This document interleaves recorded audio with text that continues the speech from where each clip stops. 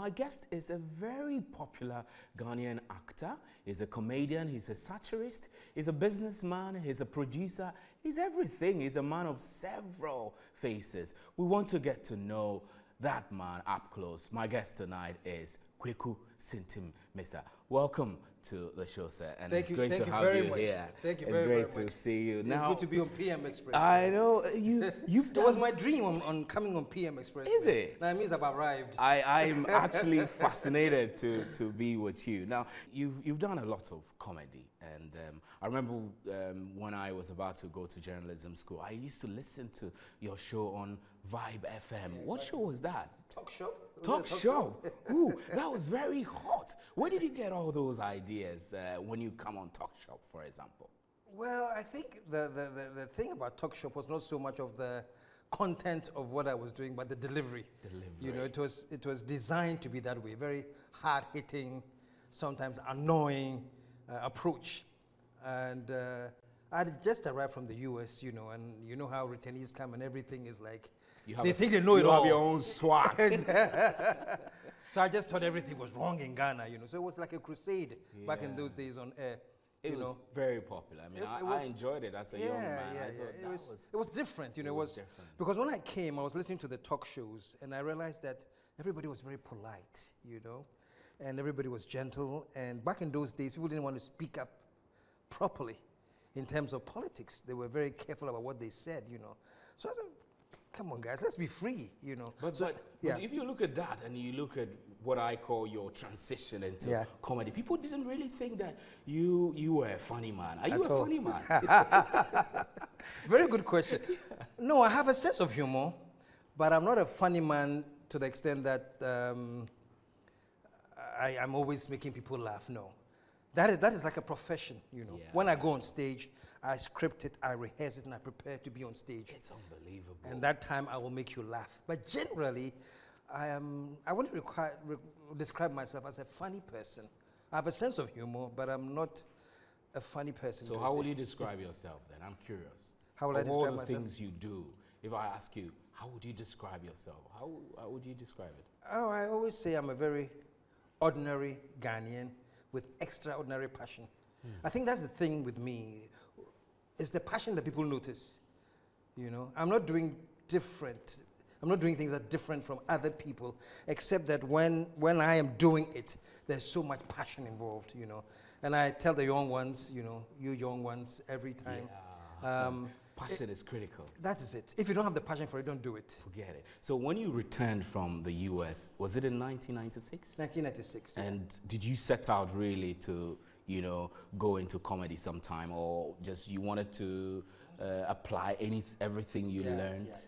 Very, very good question. I never, ever thought of myself as a comedian. You know, I never planned that I'm going to go into comedy per se. What I trained in was drama. My first degree was drama and communications. Then I did my master's in film. But my background is in drama. And in drama, we had a course called Understanding the Comedic Structure as part of the drama course. So that as you're studying drama, they also introduce you to comedy as an aspect of theater, which I studied. So I come to Ghana and I got on radio. Back in those days, I was on radio making noise. And my wife was teasing me. My wife said, oh, you cry, you've forgotten all your drama, you've become a loudmouth on radio. And I said, I have forgotten me? What are you saying? So it was more like a challenge. Yeah, like a challenge. So it's okay, I'll prove to you that I still got it. So I wrote the saga of the returnee in a response to a bet with my wife. And you think I can't do it? Okay, I'll prove it to you. So I wrote the saga of the returnee based on my experiences abroad and coming back and everything, and put it on stage, and people came and they laughed and laughed and laughed and laughed and laughed, and that began the career called the comedy career. Yeah. But it wasn't intended to be a comedy, you know? It's a one-man show, which means it has a beginning, middle, and an end. It's a one-man play, beginning, middle, and end. It has a whole series of characters. There's a climax. It's a play. But because I did it as a one-man show, and because it was funny, it was labeled stand-up comedy. But Saga of the Returnee is not really stand-up comedy, you know. Stand-up comedy is when you just get up and you tell jokes. And my mother does, and then people laugh. And my father does funny face. That's stand-up comedy. It's a series of jokes. So the Saga of a Returnee was not a series of jokes. It was a play. There was a character. He had parents. There was a whole story, you see. But it got branded as stand-up because it's a one person. And then I also realized that there was a niche for it. I'm like, hey, people seem to enjoy this. And you know. And so... And then it all started. And so, yeah. So from there, I decided to do Politically Incorrect, which is another big hit. And then I couldn't stop myself.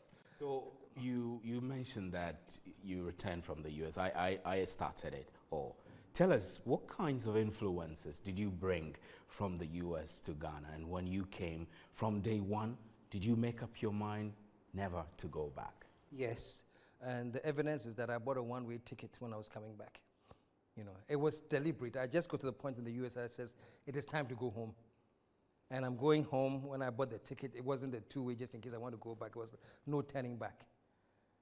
No turning back. Somehow, I've been in the US for 17 years. What else was there to see, you know? But I acquired quite a number of experiences for entertainment.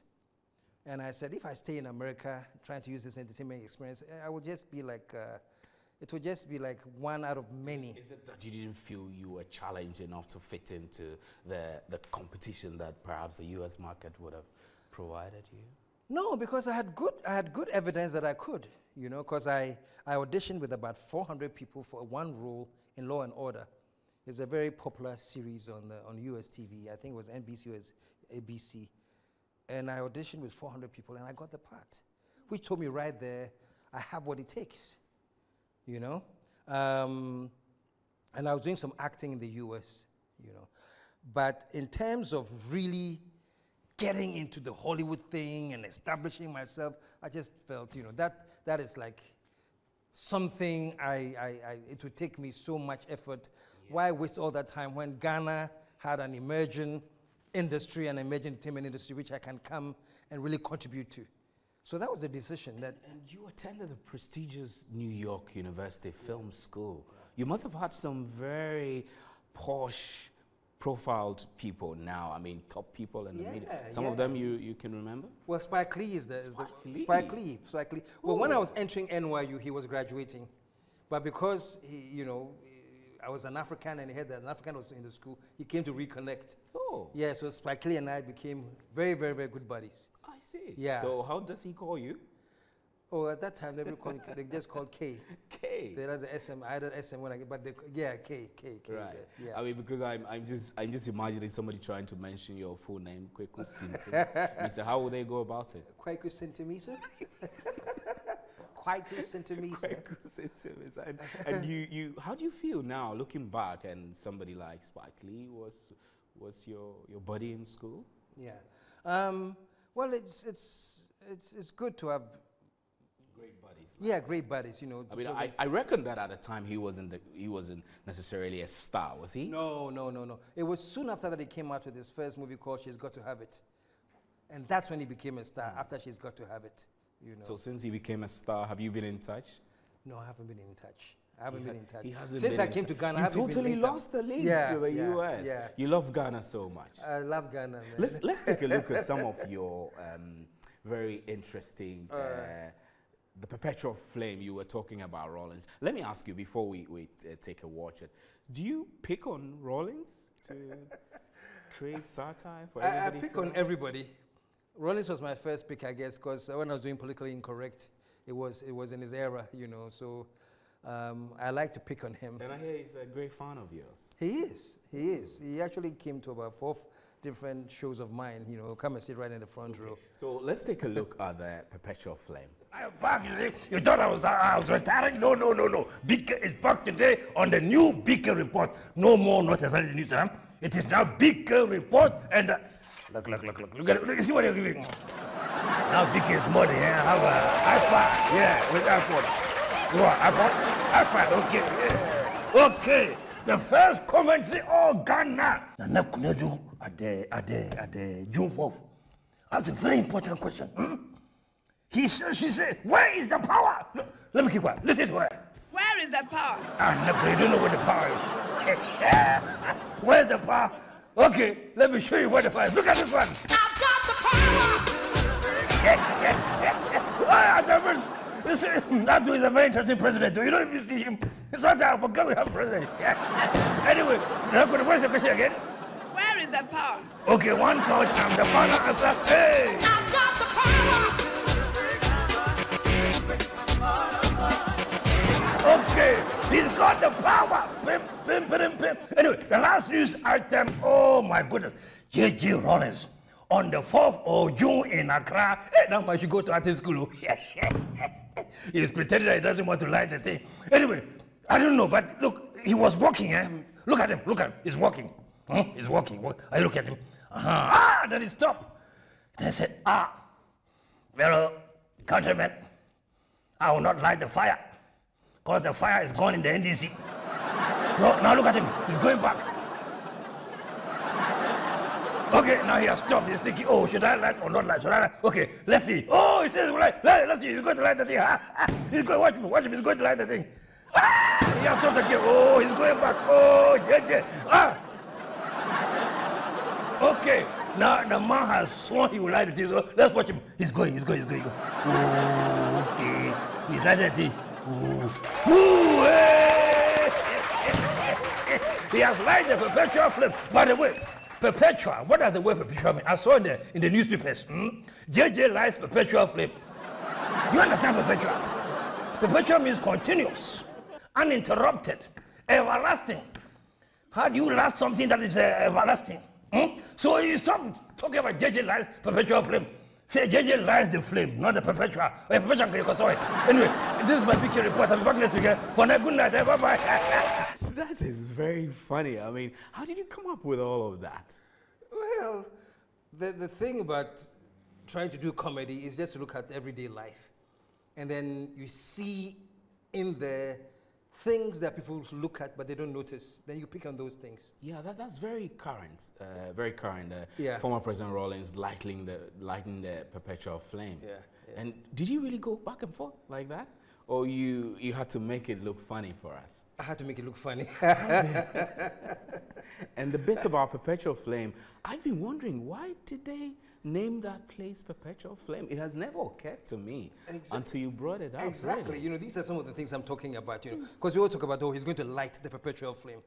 Perpetual flame means the flame is on forever. It's everlasting. So how do you light it every year? If it was perpetual. So these are little things that, you know, a comedian will see and pick on and then use. And people go, oh, yeah, that's true. There's a moment of recognition when they hear it. But normally, they just look at it and they just walk away. What goes into the actual work of scripting, gathering the little pieces of things that you will present to your audience to make them laugh? Well, first of all, I have to decide on the theme that will inspire me, you know. If I'm playing a fiasco, a female character, or if I'm playing B.K. Odro. You know, B.K. Odro is a news guy, you know, he tells the news. So I have to look at the everyday happenings and then make fun of it. Look for the humor in those things and then make fun of it. And I was explaining to I think some radio station called me about comedy in Ghana. And I was telling him that we should understand the difference between telling a joke and doing comedy. You know, telling a joke, everybody can tell a joke. It's easy.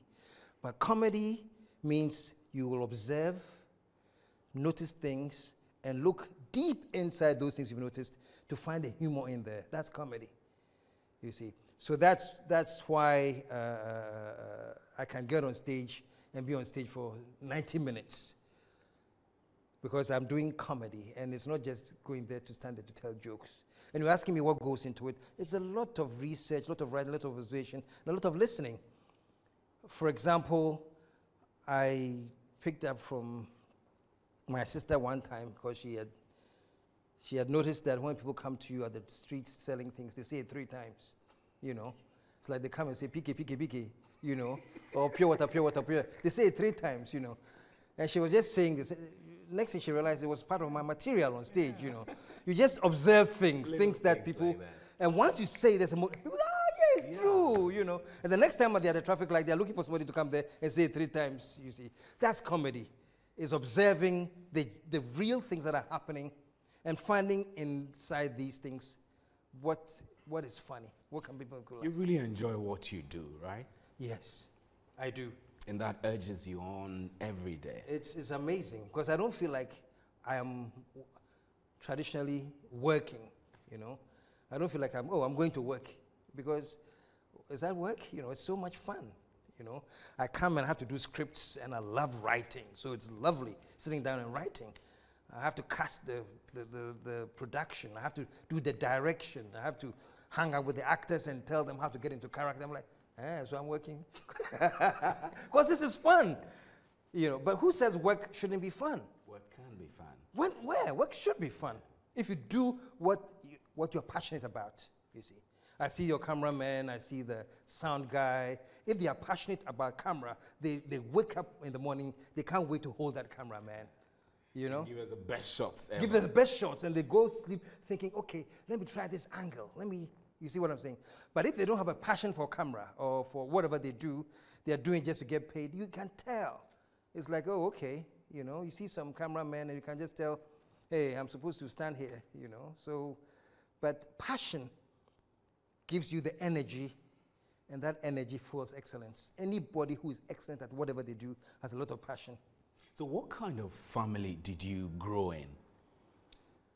Well, my father, and I will never forget this, he says, this is a famous quotation from him, he says, you cannot develop a child. You can only guide a child to develop. And that was his strategy. You cannot develop a child, you can guide a child to develop. So he just gave us guidance. So back in the day, when drama was not a very popular thing to do, people, we either do medicine or administration or law. It was so, you can't even think of going to the university, go and study drama. Parents would discourage it. They would actually tell you, find something better to do. But my father didn't, you know. My elder sister went to do drama. I followed suit, going into film school and things like that. He just noticed what we had in us as our talents, and he just guided us to go into wherever direction we wanted to go. Let's take a break, KSM, and when we come, we'll delve deeper into your family. Growing up, your father, who was a former moderator of the Presbyterian Church, the kinds of influences that shaped your ambition and who you are. Tonight with KSM, the very popular KSM. KSM, we were talking about your family and the kinds of influences, and you said your dad guided you to reach your potential. Tell us more. About my dad?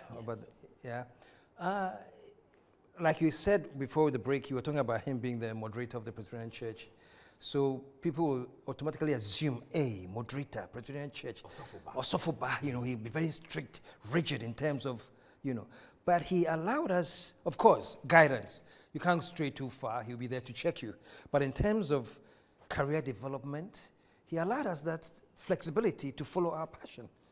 And I remember he would go to see shows that was featuring my sister back in the day when they were doing drama at Legon. And I remember when I did my first show at the Arts Center long ago, maybe 76, he was there. And at the end of the show, he walked up to come and give me a hug on stage, you know? Yeah. Like he was proud, and he showed everybody he was proud. It didn't matter that it was drama then that people didn't respect. So you can imagine, right from that time, I knew I wanted to go into drama or into entertainment. So that is the kind of support that we had. My mother was very, very cool. She didn't speak much, you know, but she was always there, you know. What about the extended family? Is it the type of family you grew in? There are 4 boys, well now 3, we lost the eldest one. 4 boys and 2 girls. And the first one was into banking, you know, then there was a teacher, then somebody else went into shipping, you know.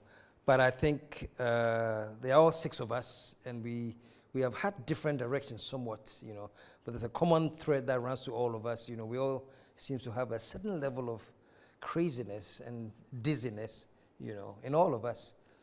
And I think that too is from my father's gene, man. So, KSM, I want to know whether you are able to tell us some of or maybe imitate the preaching style of your dad. I don't know if I can imitate his preaching style. I just remember how he used to communicate his messages. And when he was communicating the message about how when Jesus came on earth, he had to be like human in order for us to relate to him. He used an example of how if you have little birds in a nest and you want to go to them as a human being, you know, imagine a human being peeking into the nest.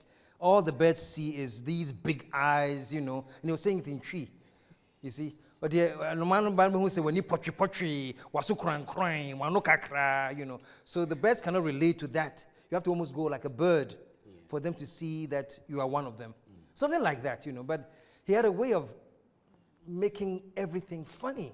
But it hit home. The message hit home, you know. And is that the same kind of relationship you have with your own children? Yeah. I have the same kind of relationship with my children because I always give them guidance.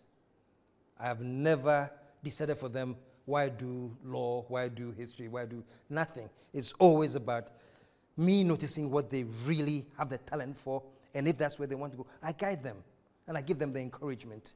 You know, of course, you are going somewhere where it's absolutely disastrous and you have the passion for it, I'll tell you no. Tell us a little about your immediate family, your children, your wife, growing up together. Daddy, mommy, how have you managed all of that with your, I would say you have a busy lifestyle, busy schedule, doing all this stand-ups and doing all this production, your association with Sapphire. How have you managed it all to be the family man you always want to be? Well, right now it's easier because they are no longer kids anyway. Even the youngest one is just graduated from the university and is going into medical school. So the kids are no longer kids; they are all like adults. You know, as a matter of fact, the finance and operations manager for Sapphire is my firstborn. She studied economics and business at Brown University. And she was working with Pricewaterhouse in Ghana. She was one of the accountants. You know, but there again, following her passion, she always had this creative streak in her, you know. So she decided all of a sudden she wants to work for Sapphire. So I said, I can't pay you PwC rates, you know. Are you able to pay? Fortunately, you know, because of the passion, she's not looking for the money. Yeah. You know, so I'm able to pay her what I can afford, but it's nowhere near what she was making at Pricewaterhouse. But she's now running the show here. And I'm telling you, the difference she has made in this company is phenomenal. You know, young girl in her 20s, following her passion. So that's it. You know, I give the guidance just like my father did, and the support and the encouragement. Let's come back to what you do best, all this comedy. When you returned from the US and started the saga of The Returnee, you put yourself in that story. You were a bit unsettled then, were you? Very. When you returned to Ghana. Tell us, walk us through some of the challenges you faced in the earlier stages when you were attempting to reintegrate back into the society. It was very, very tough. Because I've been living in New York for a long time, where people are, the world is always fast. I don't like New York. Yeah, you don't like New York. New York is fast. It's like the day is 20 hours in New York, you know? So it's like so fast. And things just get down on time, you know, get down on time. And there's a system. So coming to Ghana, that was my biggest challenge. Having a meeting, then we had the Ghana Films Corporation, and I had a meeting, and then the director of whatever said, oh, be there this morning at 10. And I go there, 9:30 I'm there, you know, because, hey, the guy said I should be there at 10. Let me get there, and, you know. And then he walks in at 11:30. No apologies, and, Abba. Cool. Yes, I'm here. You told me 9 or 10, you know. And so that I still can't get used to. Yeah. And people who work at Sapphire, even the actors who have worked with us will know that one thing you don't joke with at Sapphire is time, that time consciousness, you see. So that was very hard for me to get into. And things that can take a day to do or hours to do can take you a month still. Getting a driving license? Getting a driving license, looking for some little letter that somebody should write. Little things that take no time, takes forever. That I'm still yet to get used to, but at least I manage it better, you know. So that was my frustration in the beginning when I came, and that was the anger that I felt came out on my radio shows when I was doing talk shop, you know. I was practically lambasting Ghanaians, you know. Yeah, everywhere. I got a lot of enemies. Yeah. Were you courageous enough to continue? You were not afraid that wasn't afraid. You could be victimized for nothing? I was victimized, actually, when I took on what I called then the charlatans. I thought that the fake pastors had reached certain levels. They needed to be whipped into shape. Whipped into shape. You know, so my car was broken into. Later on, they discovered my folder and other things at the Awudome cemetery with feathers on them. And like, why are you wasting your time like this, you know? I mean, be a man and face me. Feathers on them? Yeah, like feathers and cowries. You. Yeah, you know. I just got a big laugh out of it. So how did you get over all of these and to still get the energy that you portray in your productions? I guess it's the passion, man. You know, I had the criticisms and I didn't care. And incidentally, some of the things that I was saying in '96, now I hear people saying it like on a daily basis on radio. You know, so these things eventually, if it's true, eventually people do recognize that, oh, we just didn't understand him at the time, but he was not like out there to get pastors or pastor hitter or anything, but it was just like true. How do you gauge the performance, I'm choosing my words carefully, of the media since you burst onto the scene in 1996 to today? How do you gauge how the media has either improved or deteriorated up to today? I think electronic media has really improved, you know. I'm talking about television, radio, in terms of numbers, I guess, you know. But in terms of quality, I am not too sure. I think there are too many people, there are so many stations, and they are not paying enough attention to detail. You can get on air if you can say a few proverbs and get on air and then basically be on air and talk trash. You know, I think there's a lot of trash on air. Talking about trash, let's take a look at one of your productions. I think it's in Ifiasribo production. This is the season that you listen to the politicians talk. It's amazing. You know, the way they express themselves, the way they articulate the issues, and you sit down and you listen and you go, my God, what trash. I'm not talking about regular trash here. I'm talking about impressive trash. It's amazing. Well, I guess I still... Impressive trash. Impressive trash. There's a lot of impressive trash. We're in political season and politicians say a lot of things. Yeah. There's a lot of impressive trash. So this was done in which year? Towards the elections in 2008 or I think so. 2004, one of those? I think this was in 2008. And what made you come to this conclusion, which you portray so nicely for everybody to laugh? It's the everyday occurrence, you know, listening to radio observations. And people talking. People talking, you know. Do you think our politics is, I don't know, has improved? Yes. Has become any better since 1992 when the Constitution came into force? Yes, I think Ghanaians are evolving, you see. There are few that are not evolving at the pace that Ghanaians are evolving. But Ghana is really evolving. And I think, I'm very certain that we are at a stage where we have a much better understanding of what the whole democratic process is than we had in 1992. So clearly, there are marked improvements. And when we lost the president, the smooth transition, very remarkable, even though the Constitution states it and it's like, this is just something that's constitutional. In other countries, it's not that easy. You know, there are always infighting, there's always conflict, but we did it smoothly.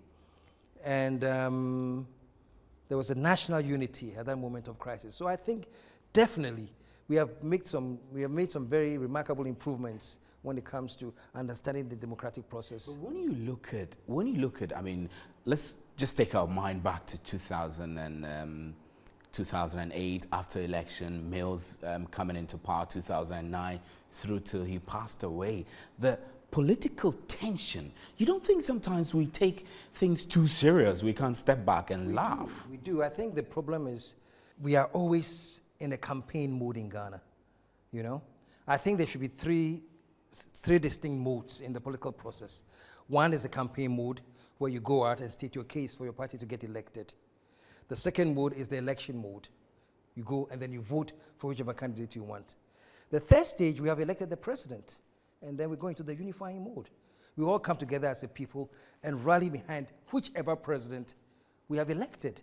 But in Ghana, we don't no. do that. Right after the election, We switch whoever back into who- campaign mode. Straight up, the campaign never stops. So we are so polarized because it's always political and it's always a campaign season. If we can get to the part where we understand that when the president has been elected, let us for once rally around the president. It doesn't mean you have switched parties, no. It means you have one leader in Ghana. When it comes to election time, campaign time, go back to your party and argue for your party. But we don't have that unifying mode. It's always a campaign season in Ghana. How do we get around that? I think it will be electing the responsibility of one president that we will elect who will really take great pains to ensure that we are unified. The people have a lot to do with it, but I think leadership is also key, you know, and eventually we're going to get to that where after a time when we have an election and there's a president, we'll automatically understand that we have this president. We are rallying behind our president of Ghana. When it comes to election time, I'll go back to my party and I'll campaign for my party. But in the meantime, the acrimony should stop at some point. It doesn't stop in Ghana. There were many who described you as very courageous and bold when you started your shows, and you were kind of picking on everybody, including the president. How easy or difficult was that for you? I didn't realize whether it was easy or difficult. I just did what I thought was right. People laughed. He laughed. He loved it. You think we should be doing more of those? Yeah, because some of the things... Picking on males, that wouldn't have been too good. Oh. Picking on Mills? Males, yeah. I did pick on Mills. Which production did you pick on him? In Efiasrebo. In Efiasrebo. Yeah. When there was the plane crash at the... No. I picked on Mills about... It wasn't... I was making fun of him, but it wasn't like I was bashing him, you know. But I was making fun about how it's so difficult to fight him. Because no matter what you do, he comes back with a smile and said, oh, it's all okay, you know. So I did pick on him. I picked on him when I said, for me, he looks more like a live patron for the Uniba Youth Choir, you know, and not the president. These are little things that I said about... Let's watch one of those. Yeah, we have some. One of those, yes, we have one of those. Today on the BK report, oh, Grace, where are you? You, Grace, you think you're a comedian, huh? You think you're funny? Somebody's funnier than you. You know who it is. His name is Mr. Kofi Akpalu. You think Grace, take a look at him.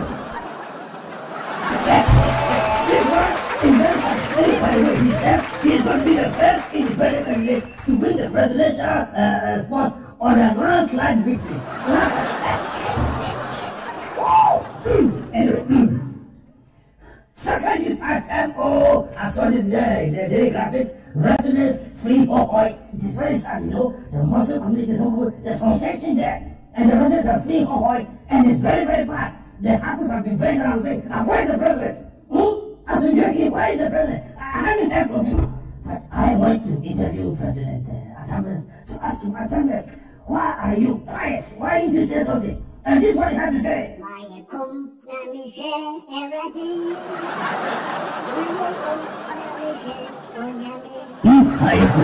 you criticizing Mayukum? You can't be calm. I say, so what about the people free from Hohoi? Did you see the pictures? Look at this picture. They are free from Hohoi. Some on motorbikes. Some people have their phone mattresses on the car. They are free. So I said, Mr. President, this one too, the people that are free, what are you saying to them? You know what he said? Listen to him. Yes,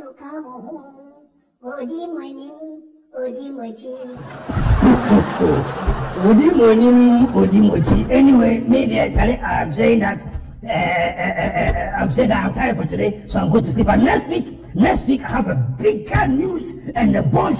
But in the meantime, I'm going to bed. I'm tired. Go. That was Mills, late President Mills. May his gentle soul rest in peace. Sometimes we are not able to laugh, take it easy and relax about things that affect our everyday life. You think this has something to do with our culture? I think we take ourselves too seriously sometimes, you know. We take ourselves too seriously. And that is a very major problem. I don't know whether it's cultural or traditional. But we should just learn. I remember the first time I met, may he rest in peace, not the first time, one time I met with late President Mills. And he said, look, the job you're doing in Ghana is very phenomenal, you know. You keep our temperatures down. You know, here's somebody I make fun of, and he sees me and he talks about how the job keeps temperatures down, you know. Rollins once told me that he's going to start charging me royalty because I'm capitalizing on his name to make money by making fun of him. So there's that understanding. We have that sense of humor, but we don't use it enough. And we take things too serious, you see. With all respects, you know, going into election. It's a serious matter? Yeah, it is a serious matter. But it's not a serious matter to the extent that it calls for death. For all die be die? All die be die. And, you know, it's like, whoa, chill, man, chill. You see, so we take ourselves too serious. We can all step back one bit and chill down.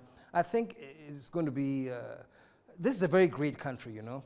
This is a phenomenal country. And the sad thing is that because of politics, we are not even able to celebrate our country the way we should, you see. Because it gets to a point, and I'm not talking about this particular era, but it's because there's always the campaign season. Every time in Ghana, if you dare say, oh, things are good, that's partisan because it means you support the ruling government. Things are bad? If you say things are bad, it means you support the opposition. And that's our mentality, you see. So at every given moment in our nation, there's a section of people who have to see things as bad, no matter what. And certain section of people who see things as good, no matter what. How do we progress? You see, we have to make an effort to chill down. Chill down and celebrate the good and just grow together, you know what I mean? Oh, chill down with me. Let's celebrate the good and grow together. Kesem, we were talking about chilling down and enjoying what we have here in Ghana. Recently, our movie industry has transformed. There is the local English, and then there is the local Twi. Two major movie industries are knocking head to head against each other. What is your assessment of both of their styles and approaches to movie production? There's a lot of work to be done, you know, especially the local, you know. But I guess because they figure they are doing the Twi for the mass market, they don't need to pay attention, you know, because as I'm told, they can be on location for one day and shoot a couple of films or something like that, you know. The way we were trained, we can't even imagine how anything like that can be done on a professional set if you're talking about a global competition and trying to play on a larger scale. If you want to play on the local level and do the part 1, 2, 3, that's fine. But we should accept that it is mediocre stuff, but that's the level we want, and if that's the market we want, we are fine. But if you're looking at broader markets, if you're looking at competing, if you're looking at seeing Ghanaian content showing at Cannes, film festivals and things, then we have to change the game. We have to upgrade. We need competent, skilled people who understand to get into the fray, you see. Shelley Frimpong Manso is doing great work, and she is, how do I put it? She's on that line of breaking into bigger markets if she continues the way she has done.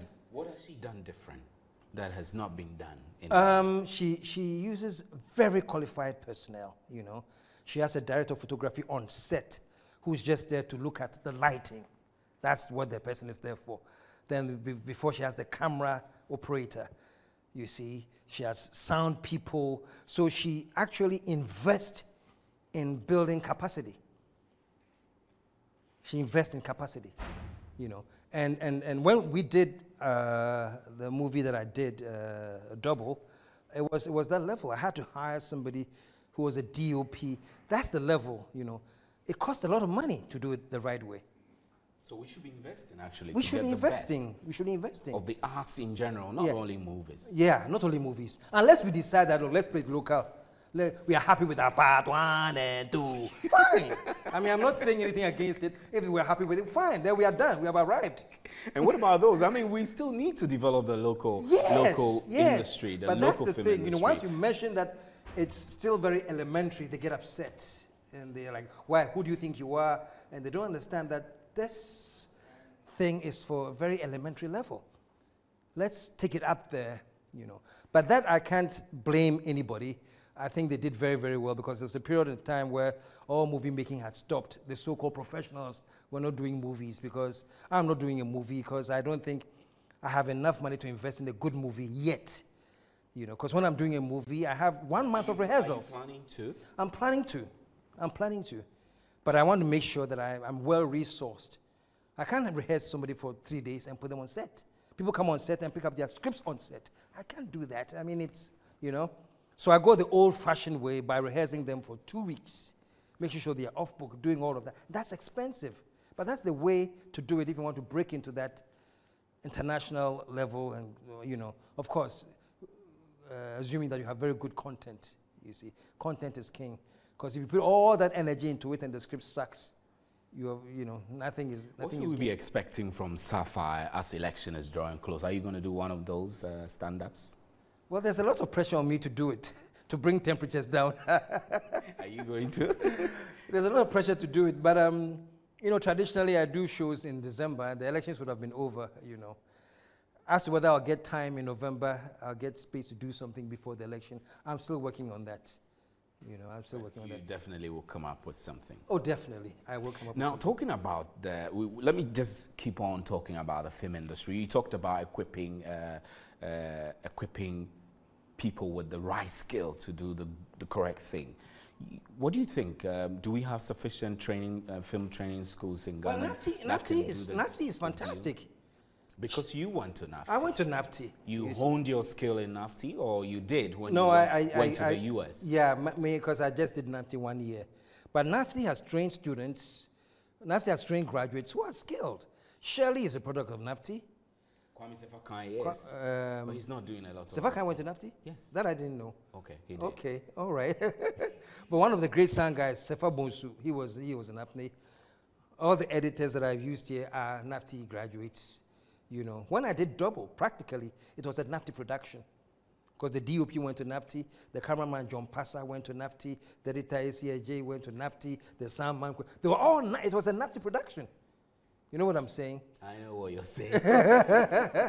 So we have NAFTI, but unfortunately, the industry is very weak out there. So when they come out, there's nothing out there for them to get into to practice their craft. So some of them will wander into other areas, you know, advertising agencies, and not that they are bad, but it's not a place to practice all you've studied. It's very limited. What do you think can be done by governments, or I don't know whether there is an agency solely responsible for developing the arts, including film institutes?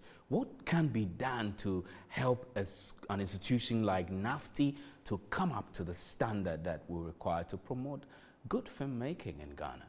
Yeah, I think if they break a little bit away from strict academia, you know, to qualify to go into NAFTA, you have to follow some strict application process. A-level, you need to get down some math. Certain things that really filmmakers don't really need. What should be the qualifying criteria then? Qualifying criteria? Yeah, to enter. So anybody who's creative. Creativity. Of course, an illiterate, you know, creative ability to read and understand, but creativity is the key thing. So you can go in there from a background with stills photography and be excellent at editing, and you know what I'm saying, or just be a creative writer. But we place so much emphasis on certain courses that you need to take, you know, which I think really are a waste of time when it comes to filmmaking. When it comes to making great films, some of the courses that they are forced to go through do not really count for much. Let's take a look at one more of BK Odro's productions. Or this one is, I think this one is Ifias Rebo. Yeah. And we have little things that are beautiful, that blow your mind. Little things like cake bread. Isn't that amazing? No, seriously. You know the amount of ingenuity and talent that goes into the creation of cake bread? All over the world, they either have cake or bread. In Ghana, we have cake bread. Give it up. It's big. Cake bread. the whole concept of Ifias Rebo, which led to this funny one, cake bread, must have been difficult, because I think that was the first time you totally transformed into a female on set. Yeah. I was thinking, they say consistency is the death of creativity. You can't be, well, consistency is good, but in terms of the arts, you can't do one thing. You'll be dying. Yeah, so sometimes you need to. So I was thinking, okay, what character can I create? They've seen KSM. What character can I create? Then it came up, why don't you do a female character? I said, oh, okay, that's not a bad idea, So what would you name her? Who did you look like in that? Like my your sister. Mom or your sister? Yeah, definitely your sister. And how did you feel carrying yourself about like a female on stage? Did you rehearse all of that? I did a little rehearsal, but I always slipped back into manhood, man. Sometimes I'll forget and sit down on the stage and cross my leg like that. Women never sit like this, So quickly have to remember and, sit. Sit like that. So, Ifya Cerebral, what were the challenges that went into Ifya Cerebral production? I think the most difficult challenge is the voice, I was slipping between the female voice and KSM's voice. I always remember I'm doing KSM, I slip back into the female voice. But that's the biggest challenge. But that also made it real because it's yeah, you. They anyway. knew it was me, And so I could get away with that. Yeah. When I slipped and went back, they laughed, But professionally, I shouldn't slip. I should be like a female like and stay like a female. So are you throughout. going to, if you are to do part 2, Ifya Cerebral, what's it going to be like? Well, I think it will be, I've always been interested in doing Ifya at menopause. Can you imagine the title? I can imagine. Ifya at menopause. We almost sold out right there. And your that character title. will be crazy. She'll be crazy because she'll be going through menopause. Yeah, and so the challenges of menopause. Yes. So what have you been researching about menopause dedication? All I know is the hot flashes. Hot flashes. The hot flashes, the unexplained sadness. They just get sad when they hit menopause. You see, I didn't know. They're sitting there having, I should have observed they're my sitting mother. there having fun, and all of a sudden they are sad. Sad. Yeah, and if you make a mistake and ask why, they break into tears. I don't know why. They just cry. Menopause is deep, man. It's deep. So, when Mills passed away, there was a lot of sadness. You've mentioned that the whole country united, that we showed unity. Beyond his death, and as election is approaching, what should we Ghanaians be doing so that we will be bringing ourselves together, fronting a united Ghana rather than what we see around, especially as election is drawing closer? Yeah, I think the leaders of the political parties can set the tone, There can be one Congress that brings together all the leaders, and each of them will say, listen, I want my party to win. By all means, we are going for the win. But in case we lose, we're still for Ghana. We're all together. If they can come and make that affirmation, every single leader of all the parties, together at the conference center, live on TV, I'm telling you, Ghana will be so calm. The whole fear and all the uncertainty is because we think that the leaders or a leader can trigger this thing off. If they can come and affirm, everything will be cool. But after having said that, I do believe that everything will be cool anyway. What would be your advice to young men and women who are more like fanatic supporters of all the various political parties as we go into the election? Yeah, it is unfortunate for any young man or woman to tie their fortunes into the success of a political party. That's sad. That shouldn't be. That shouldn't be. You can be your own man. Exactly. Your own regardless woman. of what party is in power. The power is in your hands to be your own person.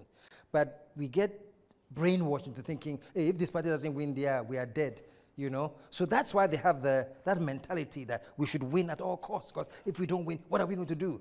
There's plenty to do. You see, so don't tie the success of your future into the fortunes of any political party. That's the advice I give to the young. There is plenty to do, and before we go, I will leave you with one last clip of KSM in action. Are you ready? All right.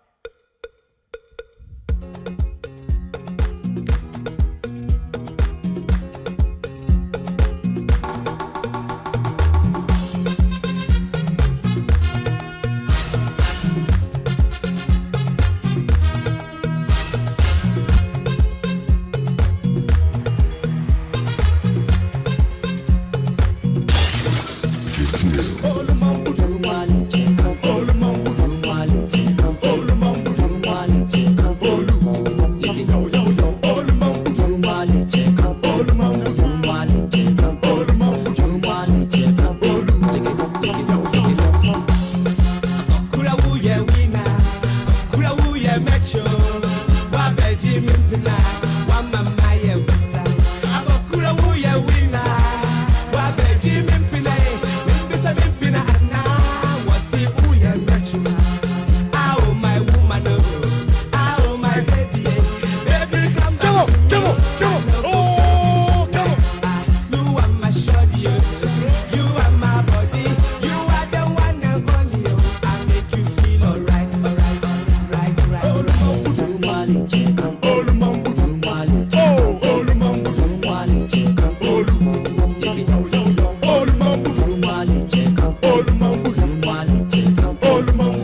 What's up, man?